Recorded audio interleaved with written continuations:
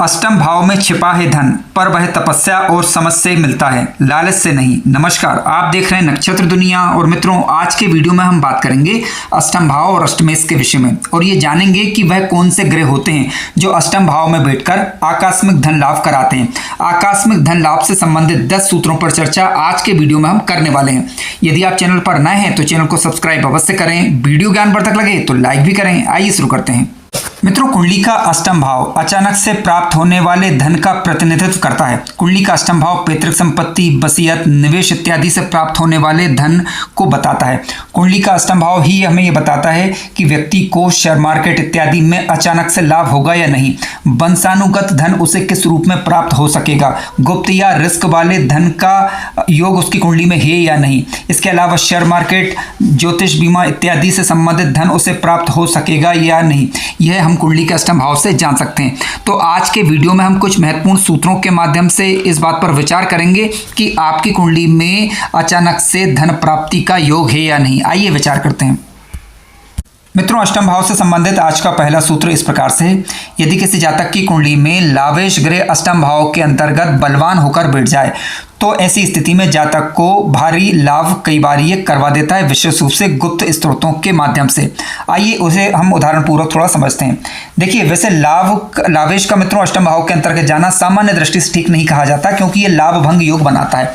लेकिन क्योंकि हम बात कर रहे हैं बलवान लावेश की, यानी या तो वह स्वागृही हो या मित्रग्रही हो या उच्च राशि का होकर बैठा हुआ हो, तो ऐसी स्थिति में जातक को बीमा, लॉटरी, रिसर्च के माध्यम से, गुप्त ज्ञान के माध्यम से या पैतृक संपत्ति के माध्यम से लाभ की संभावना को बढ़ा देता है। अचानक से बड़ा लाभ कई बार करवा देता है।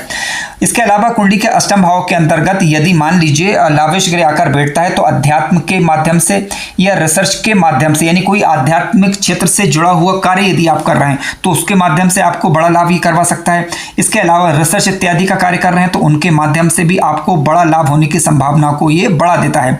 इसके अलावा मनोविज्ञान के क्षेत्र में, ज्योतिष के क्षेत्र में, चिकित्सा के क्षेत्र में यदि आप काम कर रहे हैं तो अष्टम भाव में बैठा हुआ लावेश आपको बड़े लाभ करवा सकता है। लेकिन ध्यान देने योग्य बात यह है कि लावेश ग्रह उच्च राशि के हों या स्वागृही हों या मित्रग्रही हों या फिर शुभ ग्रहों के द्वारा दृष्ट हों और बलवान होकर बैठे हुए होने चाहिए। कमजोर ग्रह की हम बात नहीं कर रहे हैं। पापक ग्रह अष्टम भाव के अंतर्गत लावेश बनकर बैठा हुआ तो उसकी बात भी यहाँ पर नहीं की जा रही है।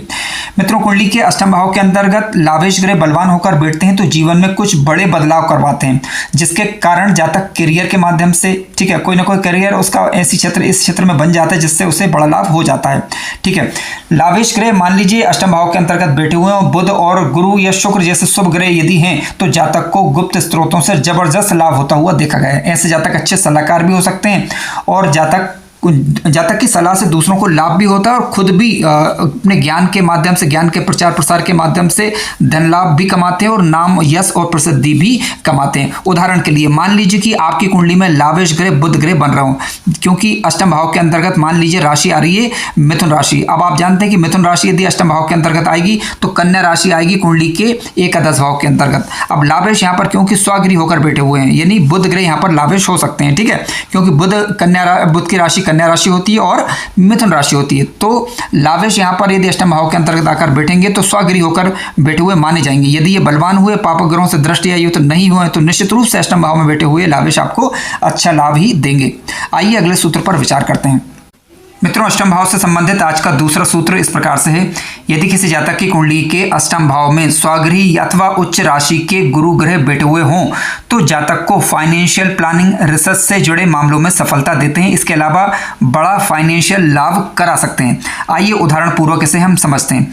देखिए, गुरु ग्रह आप जानते हैं कि धन के कारक हैं। अब धन के कारक ग्रह का अष्टम भाव में सामान्यतः जाना ठीक नहीं, लेकिन हम बात कर रहे हैं स्वागृही उच्च राशि के गुरु की। यदि आपकी कुंडली के अष्टम भाव में धनु राशि के गुरु या मीन राशि के गुरु या कर्क राशि के गुरु बैठे हुए हों और बलवान होकर बैठे हुए हों तो मित्रों निश्चित रूप से जातक को जीवन में ये बड़ी सफलता देते हैं।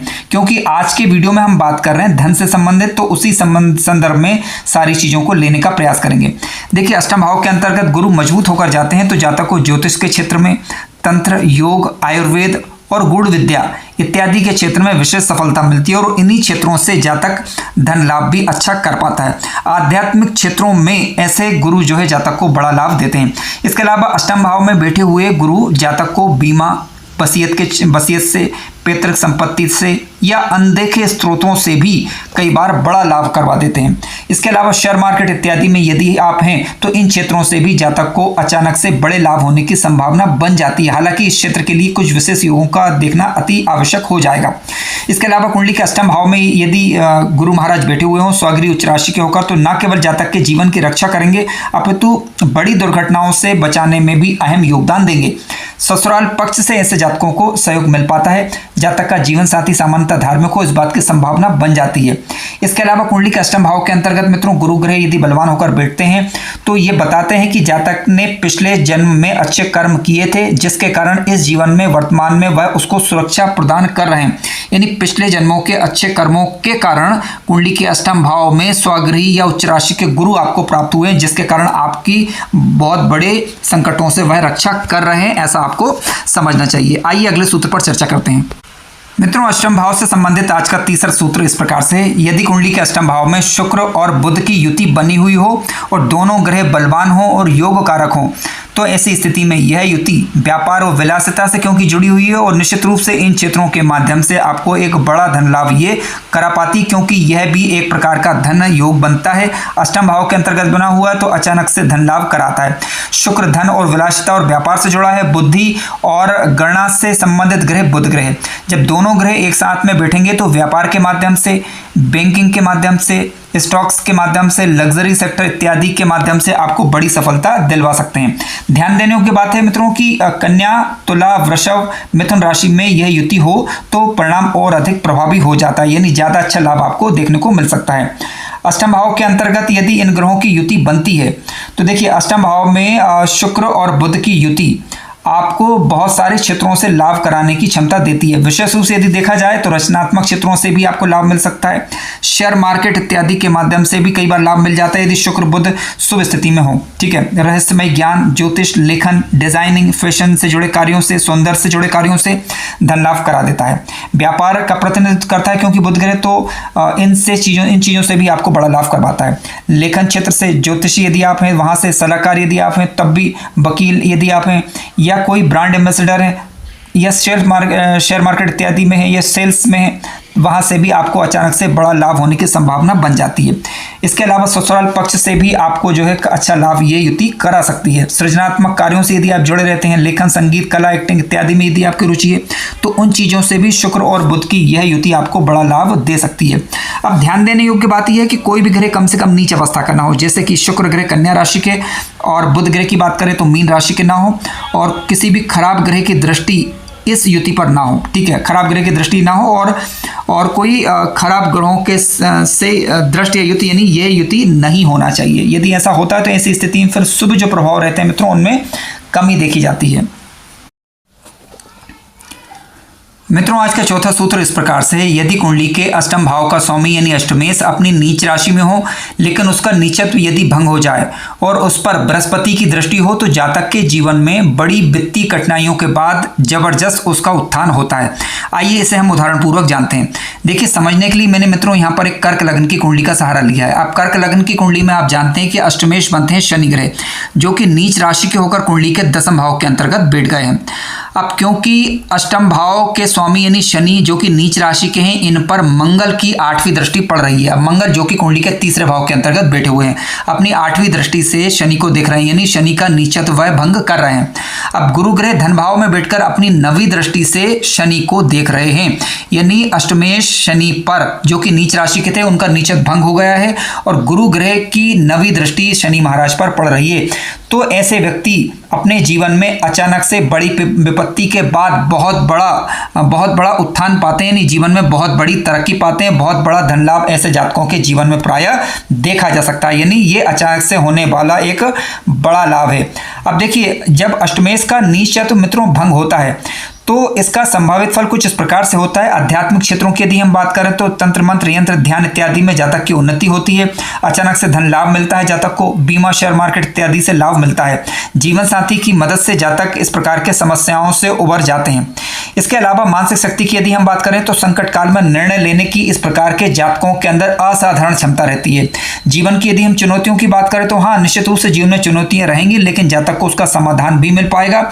गुरु ग्रह कि गुरु ग्रह की दृष्टि का अष्टमेश पर होना, यानी अष्टम भाव और अष्टमेश पर गुरु ग्रह की दृष्टि का होना, ये बताता है कि जातक को जीवन में परेशानियों के बाद बड़ा धन लाभ होने की संभावना बनती है, यानी जातक किसी भी परिस्थिति निकालने की क्षमता रखता है। मित्रों, अष्टम भाव से संबंधित आज का 5वां सूत्र इस प्रकार से है। अष्टम भाव में राहु यदि उच्च अवस्था के होकर बैठे हुए हों और शुक्र और बुध का सहयोग यदि उन्हें मिल जाए तो ऐसी स्थिति में ये राहु जातक को व्यापार के माध्यम से, विदेशी संपर्कों के माध्यम से, आयात और निर्यात के माध्यम से, टेक्नोलॉजी के माध्यम से जातक को अच्छा लाभ दे देते हैं। इसके अलावा जातक विदेश में निवेश से कई बार अचानक से बहुत अमीर बन जाता है, इस प्रकार की संभावना भी बनती है। आइए इसे हम थोड़ा उदाहरण पूर्वक समझ लेते हैं। देखिए, यदि हम राहु ग्रह की मित्रों बात करें तो आप जानते हैं कि राहु ग्रह मिथुन राशि में उच्च अवस्था के माने जाते हैं। इसके अलावा मतांतर से यह वृषभ राशि में भी उच्च अवस्था के माने जाते हैं। यदि राहु ग्रह मान लीजिए मिथुन राशि को होकर बैठे हुए हों तो बुध ग्रह साथ में होना चाहिए। यदि राहु ग्रह वृषभ राशि के बैठे हुए हों तो शुक्र ग्रह साथ में यदि बैठते हैं तो ऐसी स्थिति में जातक को बहुत बड़ा लाभ ये करवाते हैं। जातक को बुद्धिमान, आकर्षक बनाते हैं, न केवल बल्कि ये गुप्त चीज़ों के जानकार भी बनाते हैं। ध्यान देने योग्य बात है कि ये जो धन लाभ कराते हैं वो पारंपरिक मार्गों से ना होकर कई बार जो है परंपरागत रूप से हटकर, यानी गलत रास्ते से भी कई बार धन लाभ करवा देते हैं। तो इस प्रकार की चीज़ों से थोड़ा सावधानी बरतनी चाहिए। हालांकि राहु ग्रह अष्टम भाव में यदि बैठे हैं तो अचानक से धन लाभ की संभावना को बढ़ा देते हैं। किस प्रकार का लाभ मिलेगा, आइए थोड़ा हम विचार कर लेते हैं।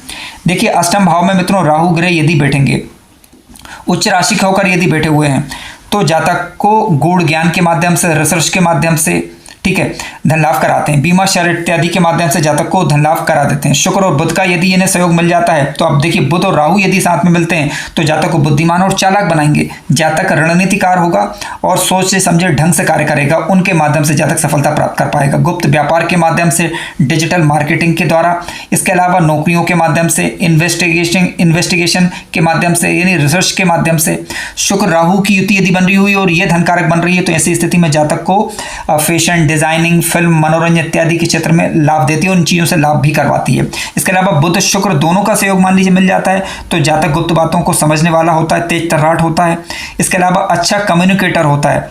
इसके अलावा अच्छा कलाकार, लेखक होता है, ज्योतिषी हो सकता है जातक, अच्छा मनोवैज्ञानिक होता है। तो इन मार्गों के द्वारा भी जातक धन लाभ कमा पाता है। इसके अलावा जातक अच्छा लेखक भी हो सकता है, तो लेखन क्षेत्र इत्यादि से भी जातक को कई बार अच्छा लाभ होता है। इसके अलावा कई बार लॉटरी, शेयर मार्केट इत्यादि से भी जातक को धन लाभ होने की संभावना बन जाती है। बीमा इत्यादि की हम बात करें, रिसर्च इत्यादि की बात करें, तब भी ये राहु यहाँ पर बैठकर जातक को इन क्षेत्रों में लाभ कराता है। अब ध्यान देने की बात यह है कि राहु यहाँ पर पीड़ित नहीं होना चाहिए, क्योंकि हम उच्च राशि के राहु की बात कर रहे थे और पीड़ित राहु की बात नहीं कर रहे थे। यदि यहाँ पर राहु किसी भी रूप में यदि पीड़ित होते हैं, किसी भी पापक ग्रह के माध्यम से या फिर नीच के ग्रहों के माध्यम से, तो ऐसी स्थिति में भ्रम या धोखा को भी कई बार बताता है और ऐसी स्थिति में फिर जातक को कई बार लाभ के स्थान पर हानि होने की आशंका भी बनती है। तो सावधानी यहाँ पर बरती जानी चाहिए। राहु अष्टम भाव के अंतर्गत बैठे हुए हों, उच्च राशि के होकर और बुध या शुक्र के साथ बैठे हुए हों, लेकिन यदि किसी शुभ ग्रह के द्वारा दृष्ट हो जाते हैं तो बेहद अच्छा लाभ देखने को फिर मिल सकता है। मित्रों, अष्टम भाव से संबंधित आज का छठा सूत्र इस प्रकार से है।